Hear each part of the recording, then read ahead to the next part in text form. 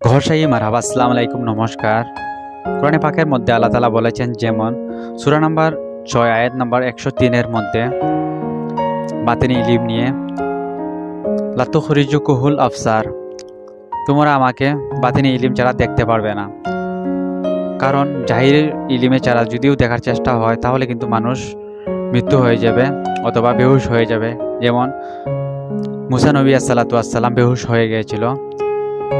আর আল্লাহ তাআলা বাতিনি নিজাম একটি তৈরি করেছেন আল্লাহ তাআলাকে দেখার জন্য, অথবা রুহানি। আর কোন সময় মানুষের শরীরের মধ্যে আল্লাহ তাআলার চিহ্ন দেখা যায়, যেমন রাসূলুল্লাহ সাল্লাল্লাহু আলাইহি সাল্লামের পুস্তে মুবারকের মধ্যে চিহ্ন ছিল, আর ইমাম মেহেদী ঘরসাই আসসালাতু আসসালামের পুস্তে মুবারকের মধ্যেও চিহ্ন ছিল।